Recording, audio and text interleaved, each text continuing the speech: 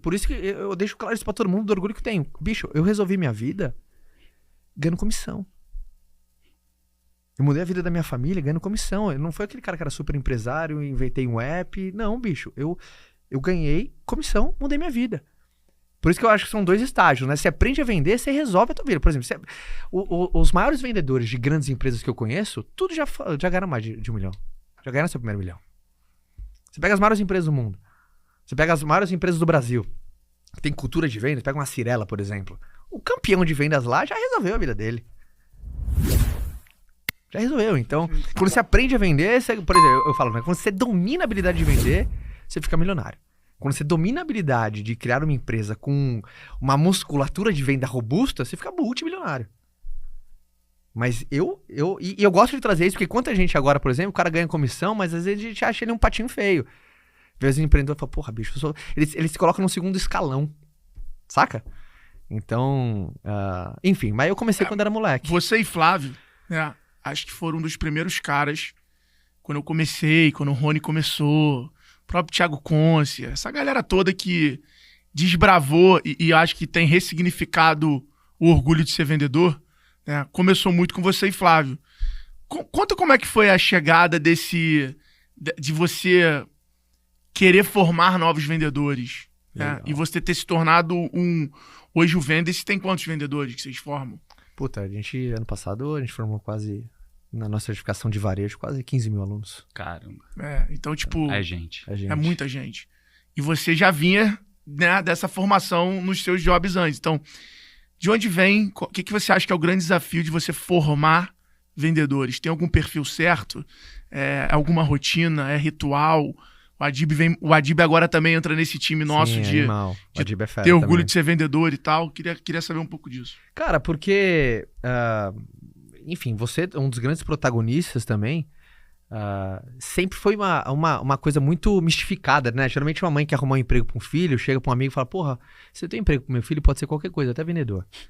E ainda mais, eu senti isso muito na pele, desde a época do colégio, né? Eu comecei a vender coisas na escola, eu estudava num colégio legal em São Paulo, um colégio particular, e eu já vi que tinha resistência, meus amigos tinham vergonha de mim. Eu lembro que quando eu ofereci uma coisa pras meninas, então, meus amigos, pô, cara, não oferece pras meninas não, senão eu vou achar que nós é fudido, porra. Eu falei, que loucura, bicho. Que loucura, não. Eu sempre enxerguei o contrário, né? Por exemplo, vendas é uma máquina do tempo, vai acelerar, velho. Quanto mais eu domino essa máquina, mais eu acelero, ó, o meu objetivo, a minha conquista. Então, eu me liguei nisso muito rápido. E quando eu fui parar, por exemplo, na venda direta no porta a porta, é um setor que não tem nenhum prestígio. Né? Então, o vendedor, geralmente, e isso é tão forte que às vezes até o próprio vendedor não tem coragem de colocar o que realmente ele é no cartão de visita, porra. Consultor. Não tem orgulho. Ele precisa ter orgulho. Colocar, sei lá, gerente de contas. O que é gerente de contas, bicho? Entendeu? É consultor de tal. Agente autônomo. Não tem vendedor. Então, até dentro do próprio setor, tem esse lance do patinho feio. Porque a palavra carrega muito aquela coisa do vendedor de carro, né? Do cara que te empurrou, do cara que te... Do vendedor ruim, do que quer te passar o pé. A palavra vendas ficou muito associada a isso, né? Eu vi que porque já percebeu que todo negócio muito bom, o cara construiu, o cara empreendeu. Todo negócio muito ruim, o cara vendeu, porra, pirâmide. O cara... A venda, ela tá poucas vezes associada aos grandes feitos e muito associada aos rolos, aos problemas. Porque é tão democrático, por exemplo, vender. É uma coisa que é democrático. Você não precisa de uma certificação, você precisa de tal pra você vender. Você precisa de decisão de querer. Então, como é democrático, qualquer pessoa pode ter o contato com vender alguma coisa. Só que por conta que é democrático, você não tem aquela barra de segurança de vir só também quem quer fazer a coisa certa. Então, é que quem nunca foi abordado por alguém que não tá vendendo, tá aplicando a empurroterapia. Querer fazer você forçar algo no qual você não quer, nem precisa, nem pode. Todo mundo acho que já caiu por uma experiência e aí é ruim, aí você tem aquela marca. Mas aí... Que tem um pouco a ver com o que você falou antes, né? Sim. Que o papel do vendedor é cuidar. Exatamente. É se preocupar, é se importar. Você tem que se importar. Na hora que você se importa... Isso acaba. Isso acaba. Porque você vai perguntar, você vai entender, putz, está no momento dele, é a melhor coisa que ele pode adquirir agora, ele tem um poder aquisitivo para poder fazer isso, está no momento certo... E daí você não vendeu mais, você resolveu um problema do outro lado. Aí você começa a colocar só aqui com as pimentas do cotidiano, por exemplo. Sabe uma coisa mais difícil de vendas, Alfredo? É você ir pra uma venda precisando dela, bicho. Sabe quando você vai fazer uma venda, mas você precisa dela? Por exemplo, eu já tive isso. Eu já fui fazer uma venda que eu sabia exatamente quanto eu ia ganhar de comissão se fechasse e eu já sabia até onde ia gastar a comissão. Só que você já tinha tomado a dívida dela ou não? Porque Cara, daí não você ia tem- precisar, né? Aí eu precisava, aquela coisa, puta, bicho, se eu fechar, eu vou ganhar tanto, se eu ganhar tanto, resolvo esse problema. Eu tiro esse boleto da frente, bicho.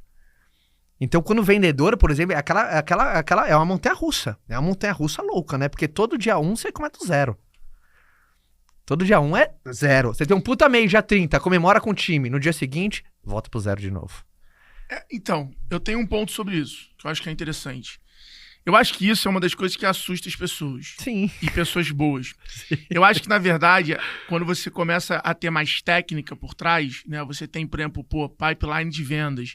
Você tem o teu funil ali. Você não começa do zero. Exato. O teu mês, na verdade, teu ciclo de venda é 10 dias, o teu mês começou no dia 20. E aí, dia 20, o lead entrou no site, você já qualificou, o teu time de SDR, você tá lá. Então, eu acho que foram criando métodos, né? E eu acho que é o que a gente ensina aqui, é o que vocês compartilham lá no Vêntice, que, cara, quebram essa coisa do que, porra, o vendedor tá sempre tendo que se matar, tá sempre fudido, tá sempre que... Não é. Se você tiver planejamento, uma rota, você consegue ter previsibilidade em cima do teu trabalho. Total. E aí muda um pouco essa sensação do, pô, então se eu for vendedor, eu tô do zero sempre. Eu lembro disso, assim, eu acho que eu sou mais, hoje em dia, eu me considero mais um comunicador do que um vendedor. O educador, né? Porque eu acho, não, eu digo comunicador porque eu acho que a minha capacidade de comunicar, desde o one-to-one, desde o coletivo, ela tem carisma, ela engaja, ela consegue manter as pessoas, ela direciona as pessoas. Na hora de vender, eu acho que eu faço um mau negócio, porque eu odeio perder. Então eu acabo tentando viabilizar sempre o máximo. E aí isso aí muitas vezes é ruim, porque você não precifica como você deveria, você deixa o negócio mais barato porque você quer ter mais facilidade de venda. Então eu já me julgo assim. Eu já acho que eu preciso... É uma coisa que, por exemplo, eu confio muito neles. Pô, preço, cara. Sempre que muda preço, eu falo, porra, mas vai mudar preço, não é melhor a gente seguir. Só que isso faz parte de construir um negócio sustentável, um negócio saudável, etc e tal. E eu acho que o vendedor, ele tem essa questão do cuidar, do preparar. E eu vejo essa diferença no perfil da galera do time, sabe? Então, eu acho que hoje em dia, com todas essas ferramentas que existem hoje, o vendedor ele não precisa ficar sempre no muro. E quando eu comecei, eu sempre foquei em negócio de recorrência, porque eu tinha esse medo. É aquela coisa, quanto menos você domina etapas e processos, mais essa montanha-russa emocional ela vai te abalar. Por exemplo, na hora que você domina as etapas de processo, você sabe que, por exemplo, a maior previsibilidade de receita está muito mais na tua capacidade de geração de lead.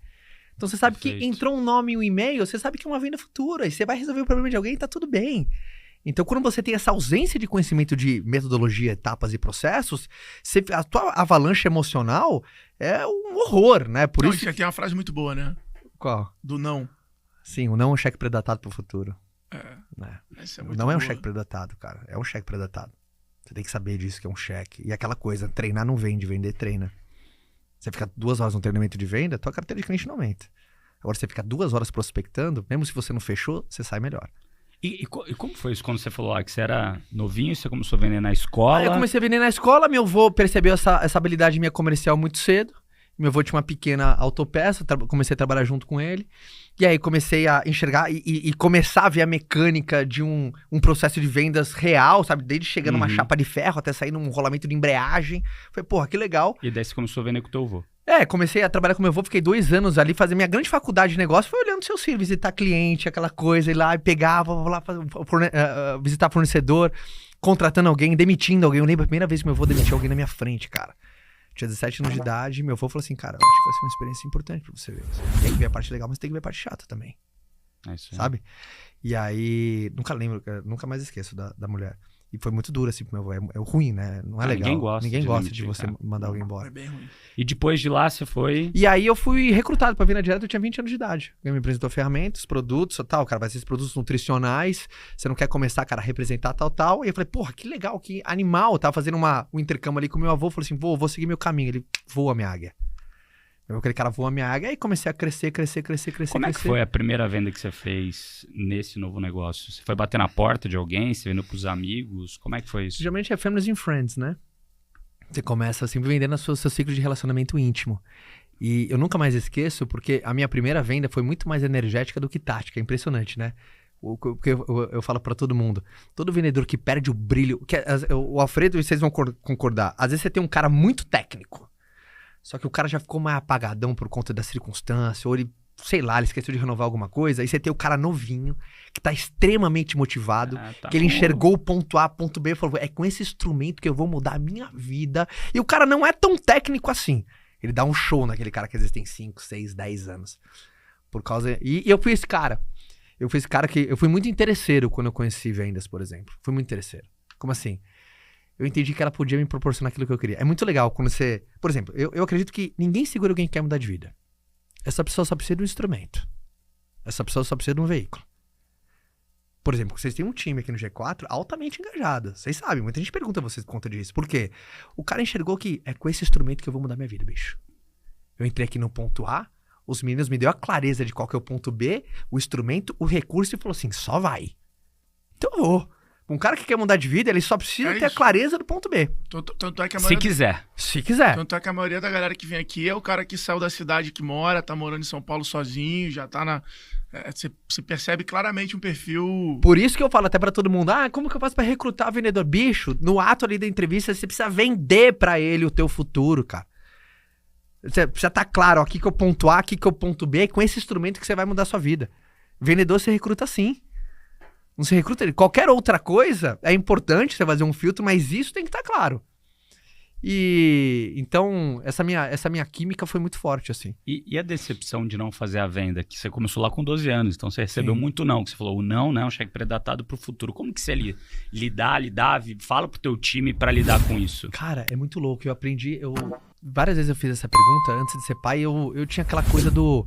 Puta, é aquela coisa, não liga, não ligue, não ouça. Mas é aquela coisa que eu não conseguia ser tão lúcido na resposta. Quando eu tive filho, eu tenho 3 filhos, né? A Bela, o Theo e a Mia. O meu moleque tem um treinamento de venda maravilhoso, 30 segundos. Ele chega, por exemplo, o Theo, meu filho, chega num amigo e fala assim, quer brincar comigo? Não, tá. Quer brincar comigo? Não. Quer brincar comigo? Na hora que o terceiro fala quero, ele nem lembra mais dos outros 2. Meu filho me ensinou que na vida tem que ter amor ao próximo. Não quer próximo, bicho. Tá na Bíblia isso, muito porra. Boa. Sabe? Amor ao próximo. Não quer próximo, porra. E assim, eu me liguei isso muito cedo. Só que onde você pegou isso? Sei lá. Aí quando eu vi meu filho, eu falei assim, cara, foi exatamente esse drive que eu instalei. Sabe? Aí o meu filho, às vezes eu puxo ele em alguns treinamentos de venda, ensina o titio e a titia a vender. Bom, gente, quem quer, quer. Quem não quer, não quer. Nesta leveza de uma criança de 5 anos de idade. Meu filho chega, quer brincar comigo? Não. Quer brincar comigo? Não. Quer brincar? Quero. Ótimo. E vai brincar. Não lembra mais dos outros 2. Então, esse input inicial para vendas sabe que é questão de sobrevivência, isso. Então, só que eu não tinha essa lucidez de explicar. Hoje você tem. Foi muito mais uma competência inconsciente naquela época. Uhum. Eu não conseguia nem ensinar as pessoas isso. E hoje eu tenho. E aí, enfim... Crescendo, foi quando eu lancei até como chegou, por exemplo, a parceria, o negócio com o Flávio, que as pessoas perguntam muito. Aí lancei aí eu lembro que 2013, bicho, começou a aparecer as redes sociais, eu já era muito grande dentro do setor. E quando apareceu as redes sociais, aquelas pessoas perguntando a mesma coisa. Como é que eu faço pra manter minha equipe motivada? Puta, como é que eu não me abalo com não? Puta, acabei de perder um vendedor top, e agora o que eu faço? Como que eu vou... E eu vi que as perguntas eram as mesmas. Falei assim, cara, vou gravar um vídeo, eu consigo ajudar mais gente e salvo o tempo, porque eu gosto de ajudar, bicho. Acho que por isso que eu tô no setor certo de educação, eu gosto de contribuir, eu tenho que até tomar cuidado, né, que bonzinho é diferente de ser bobo. Geralmente seu superpoder é a tua criptonita. Perfeito. Né? E aí eu comecei a gravar vídeos na internet, ajudando a galera. Aí os vídeos começaram a sair, falando das minhas cagadas, tropeço, acerto, vitória, os vídeos começam a sair e editoras começam a bater na minha porta. Falou assim, rapaz... Eu lembro dessa época eu já te seguia. Lembra que eu te encontrei? Não sei se você lembra de uma pizzaria, bicho. Como não, pô? Vetex Day, que meu primeiro ano que eu vendi a empresa pra Vetex. Exatamente. Eu fui lá falar contigo, falar, pô, irmão, tô com a galera aqui com 25 clientes que são top seller. Top, eu tava indo no evento, também tava dando uma pizzada do time de vendas também, ali na pô, a galera te admira lá. Se tu conseguir chegar aqui só pra, pô, Eu dar lembro, uma parada. Falei, pô, que cara maneiro, velho. Aí ele foi lá, falou 10 minutos, a galera, porra, animal, tirou foto e tal. Achei muito legal. E aí a editora começaram a bater na minha porta. Bicho, já pensou em escrever um livro? Falei, cara, não, mas escrever se você Seja Foda. Enfim, publiquei o Seja Foda ficou viral. E a Wiser era a dona da editora Buzz. A Wiser era o grupo de educação do Flávio. Aí o Seja Foda começou a vender pra caramba. O Flávio já conhecia um pouco a minha história por conta do setor, que ele também... O Seja Foda é Buzz já, né? Já era Buzz. Lancei pela Buzz. E aí, cara, quem que é esse maluco que vende livro pra caramba? Já sabia da minha história. Falei, cara, forte na venda direta. A gente começou a se aproximar. E ele tem essa mesma linguagem, assim, né? Porque ele é o cara, o vendedor de curso de inglês, ficou bilionário. Então ele tem essa linha. A gente fala, né? Os cachorros vira-lata, né? Sabe? Ele tem essa linguagem da rua, que nem eu também. Sabe? Esse lance de educar a galera meio que o que acontece no mundo real, bicho.